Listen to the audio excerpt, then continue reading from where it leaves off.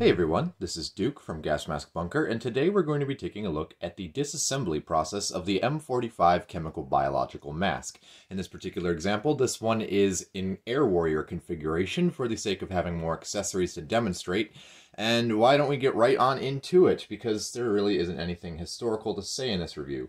So, starting off, let's remove the microphone cable. It plugs in at the upper right-hand corner of the outlet valve assembly with a 2-pin Nexus connector. It can be a little bit tricky sometimes, but they come right out typically. And just set that aside.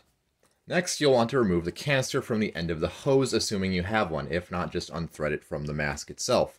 Always check to make sure that you have the canister gasket in the hose assembly. Should be a little rubber ring inside there, and don't lose that. Make sure it's tucked in, and I wouldn't even, if you know that it's there, don't even bother removing it. Just check that it's present, and if you do remove it, just be sure to tuck the edge of that rubber O-ring all the way down into there, or else the canister may leak. Next, remove the hose. It should be threaded on there fairly tight because the 75-degree swivel of the star knob assembly is a bit stiff on these hoses, and most of them that have this assembly, so just unthread that and, again, set that aside. Now we can begin to focus on the facepiece itself, which is where most of the difficulty lies in. So, next step is to pop off the eyepiece outserts. It's pretty simple. These are actually one of the more easier accessories to remove rather than to install somehow. Next, remove the head harness. It's a pretty simple affair, assuming that you've handled US masks before. You have the standard 7/8" action elastic. However, it's a bit thinner and thicker if you're using one of the upgraded skull cap harnesses, but the buckle is all the same. You thread one side through the outer edge, and you pull it on through, and then you just simply pull the rest of the slack out through the back. And you do the same for the rest of these buckles, which luckily I can do fairly quickly, so I won't bother editing it out of the video. And this is especially important, obviously, if you want to replace the harness with an upgraded skull cap, but I'm not going to be doing that in this video, so this is just a typical demonstration of how you would remove the harness. Obviously, check for any fraying and elastic degradation, but this one is all in good shape, and it's all serviceable, so again, we'll set that aside.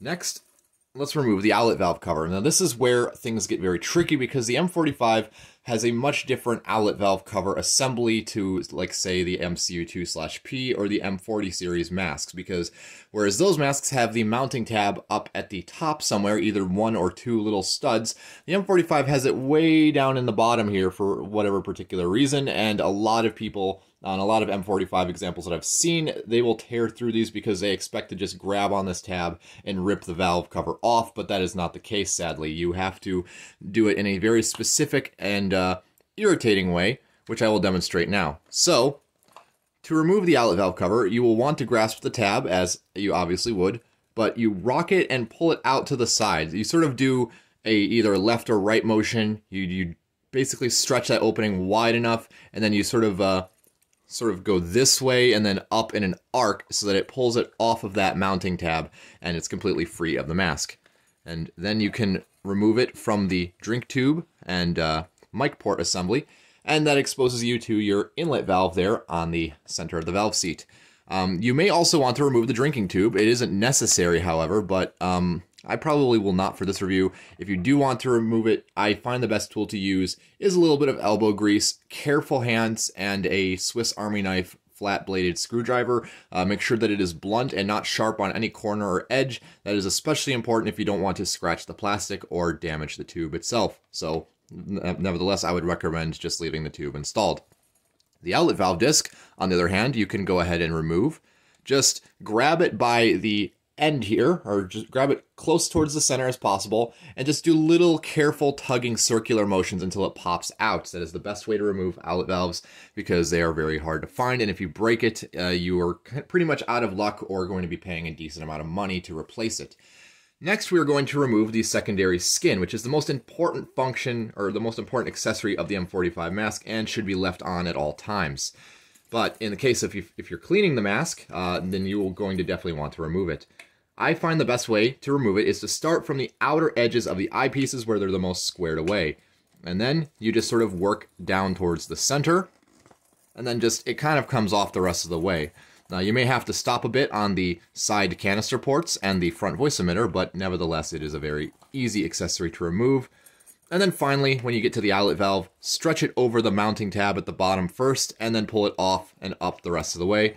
And obviously, if you haven't removed the drinking tube and the eyelet valve cover, just kind of squish that into there and just push it all the way through. Now you have your free secondary skin. And I should note that this process works just the same if you have a chemical biological hood assembly, which has an integral second skin, such as the butyl sewn-in hoods or the Gore Chempack hoods for the AP PPE ensemble. But I'm not going to demonstrate those today. Again, it is the same process as removing or installing any secondary skin. Next, we're going to remove the inlet valve assembly and the canister gasket. So what you're going to want to do, you could use these little tabs here on the side to lift it.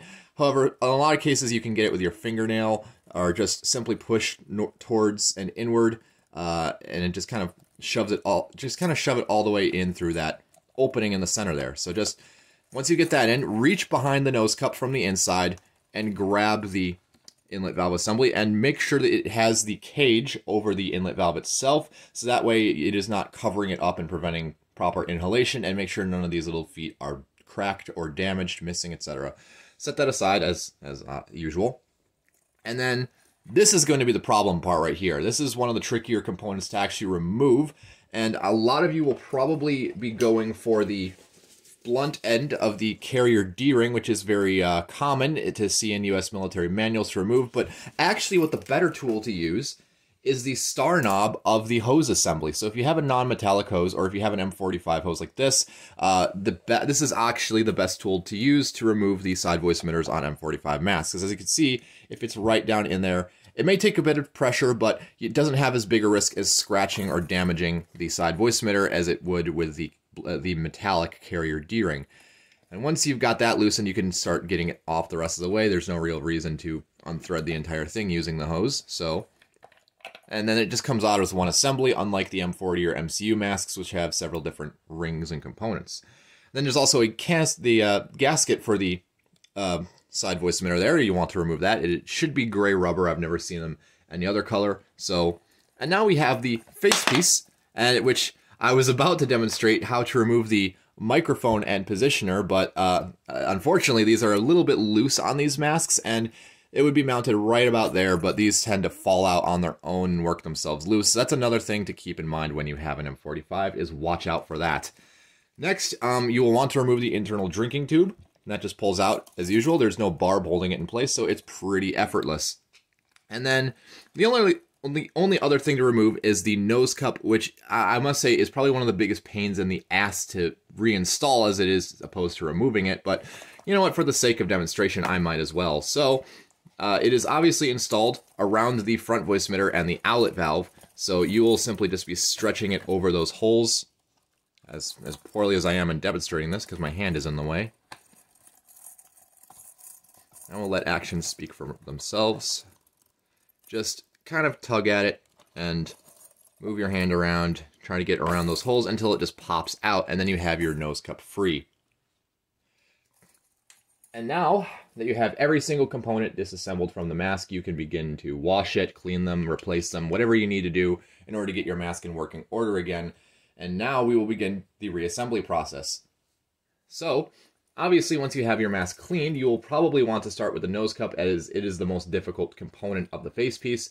I probably will not be able to demonstrate this on camera, but the main thing you'll want to do when installing it, what I find to do best, is you sort of almost have to invert the facepiece. You really have to sort of push these the front voice emitter and the outlet valve apart in order to get that space. Or sometimes what I do, and I don't recommend everyone do this if you don't know how to do it, and I really just don't recommend removing the nose cups in general unless necessary, but probably one of the better things to do is to get your fingers in between this little area of rubber here between the ports for the front voice emitter and the outlet valve.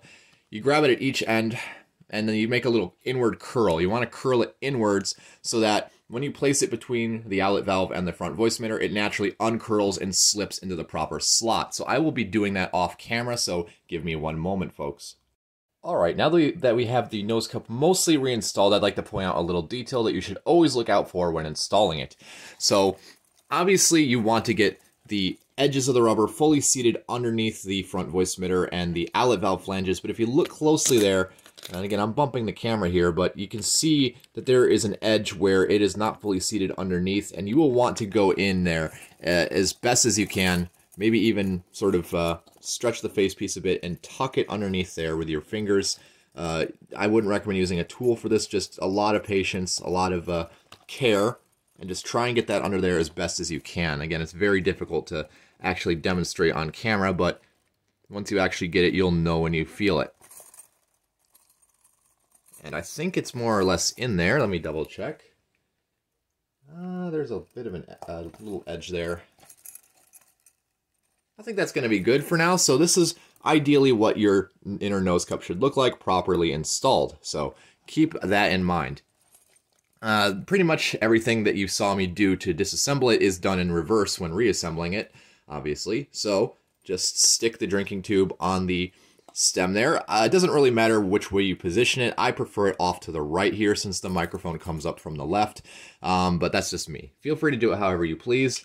Next, let's put the microphone inside. So, obviously you have a 3-pin connector here with the ground being that long pin at the bottom there, and that is facing in towards the center of the outlet valve disc, and that just goes in right about there.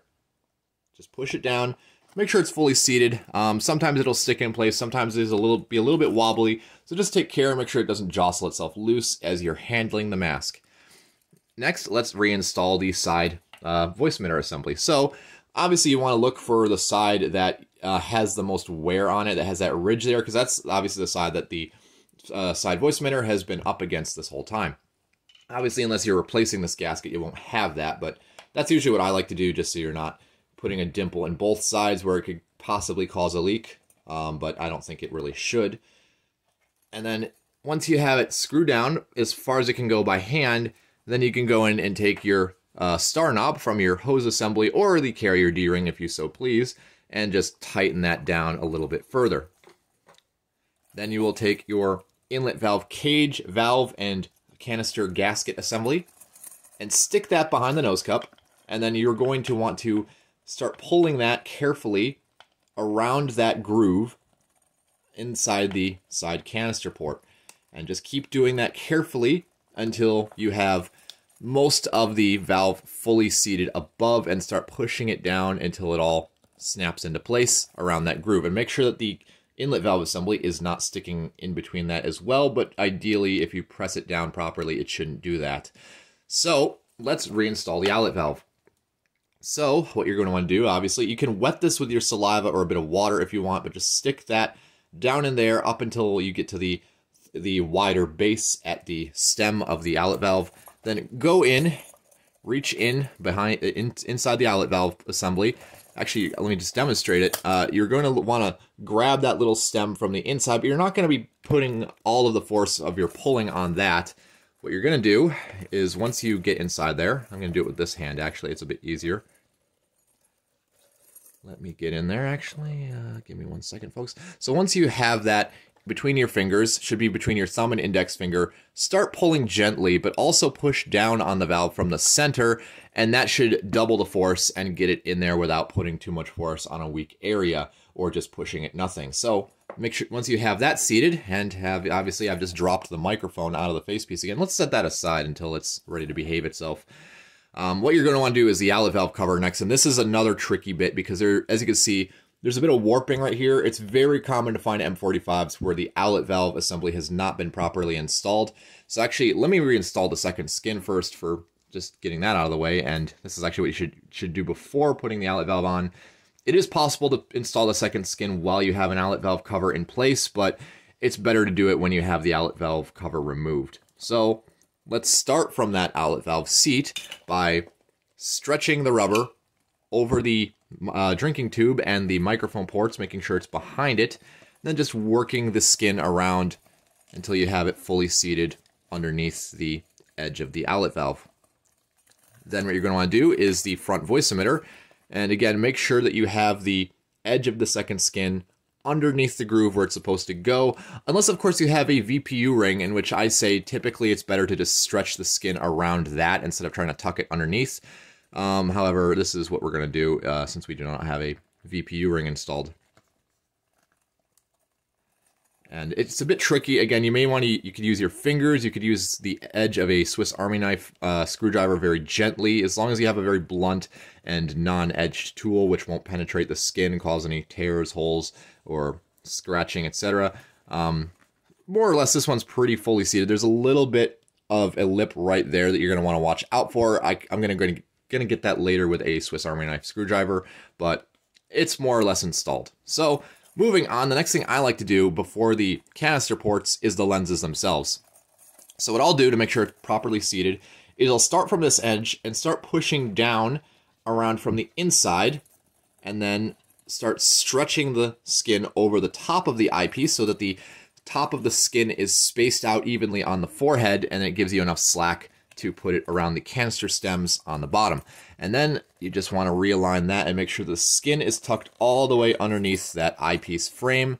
And there you have one eyepiece. Let's go ahead and do the other. And it's the same process on both sides, obviously.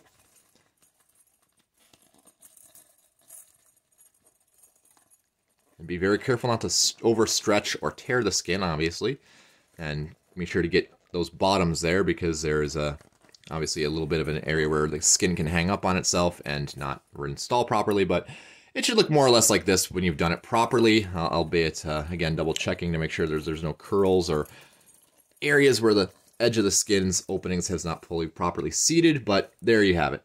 Now we can begin to install the skin around the canister ports, and this one is pretty non-intuitive, just a little bit tedious. You're just going to want to push that underneath the edge there with your thumbnail, so just keep doing that all the way around on both sides until it's under. It helps to stretch the skin a little bit once you've got it started, but obviously you're going to want to go around it again just to make sure there's no areas where it's protruding up from around the edge, and just tack it down in there with your fingernail, or typically your thumb. So let's go ahead and do that on this side. And I typically like to start from the inner area, closer to the front voice emitter, since that's where you will have less slack to grab onto, given that everywhere else is stretched out over the other components of the mask. So just, again, start from that area and work inwards, using your nail to get that edge underneath. And if it helps, again, stretch the skin a little bit to get it all the way over. And there's the second skin installed, so let's get that outlet valve cover back on, which is, again, one of the trickier parts. Due to this peripheral lip here, it's supposed to go underneath the valve seat itself, becoming a bit tricky once you get up to the top here with those two ports.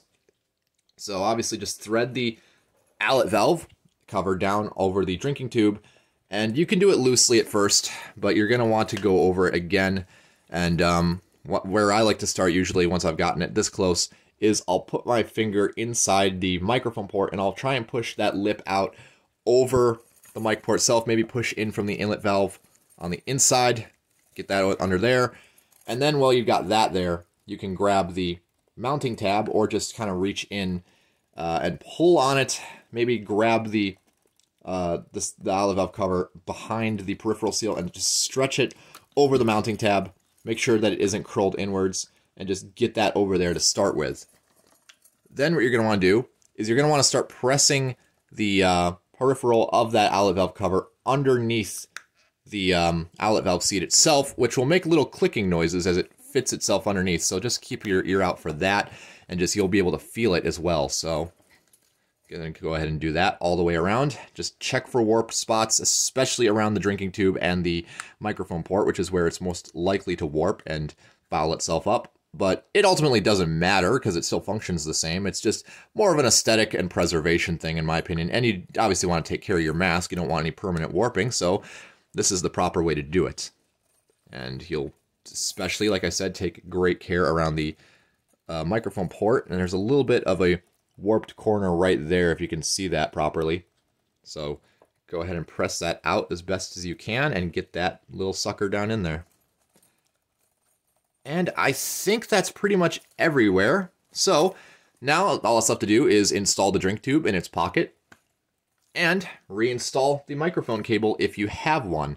So I'll just take one end of the microphone cable and just insert it right down in there. It's hard to see what you're doing because of the cover, but there's two holes that you'll align it with, obviously, because it's a male connector. And the mask has the female connector. May take a little bit of wiggling, but you'll get it in there. So let's get the rest of the accessories on. Starting with the lens outserts. And the proper way to do the lens outserts is actually a little bit tricky. Well, not really, but there's a certain process to it other than, you know, just folding a rubber apron back and then folding it back around the lenses. So what you'll do is you actually want to hook it on from the end first, just this flat edge, and then you'll use your fingers over the edge until you hear one or two snaps and then it's on. So that's the proper way to do it so that you get it fully seated. And again, take care that they aren't loose. Just make double sure that they're installed properly, because these things will work themselves loose if you bump them a certain way. So just, again, move your fingers very inappropriately around the edge of the lens until it snaps into place. And this lens did not make more than one click, so I'm happy with that. Let's get the head harness back on, which again is a very simple job if you have done this before, if you've handled a lot of US masks. So obviously you'll want to make sure that the cross strap at the top is facing outwards so that this seam, the cross strap, isn't pressing into your head, but is rather just there on the outside to space the two top straps apart. And then obviously just start threading the buckles in. And you'll probably want to adjust it out all the way so that you can readjust the mask to your proper size, because you've just completely undid the harness. I know where I typically want to adjust the harness to. I know my proper sizing, so I don't need to do that. But if you don't know what your head harness size is, I would just go ahead and say to readjust and refit test the mask for yourself. But for the sake of demonstration, again, I know where my sizing is, so I'm just going to put it at that position.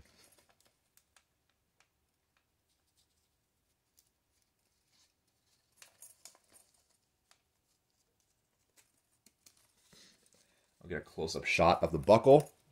So again, just put the clinch tip down through the bottom. Pull a bit of, without letting it slip through, obviously. Get a bit of slack through. Then slide the little slider down a bit, and then thread the clinch tip through the top. And make sure that the buckle is not twisted, or, you know, or the strap isn't twisted, which is what I meant to say. And then just pull it as tight as you need, or ideally just have it loose so you can readjust it later. And then the bottom two straps are always going to be loose. You're never going to want those tightened in any way, shape, or form, so you can don the mask and adjust it after doing so. And now we're in the final stretch. We have pretty much everything on except that naughty microphone there that likes to always fall out. So let me get that back in for the third time so far.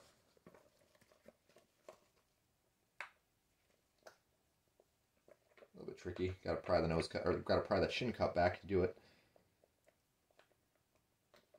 Heck with it. I'm just gonna leave you out for now. You've caused enough problems today. But the rest of the accessories are pretty non-intuitive, as I've said. It's just threading a hose and a canister back on, so you can do that however you want to. Leave the hose off, leave it on, whatever. It's your mask. You can do whatever you want with it, obviously. So that's pretty much everything there is to see. So that is, hopefully I've been able to teach you how to disassemble and reassemble your M45 mask. If you have any questions, comments, corrections, or concerns, as always, leave them in the comments below. I'm Duke from Gas Mask Bunker, and I will see you all later.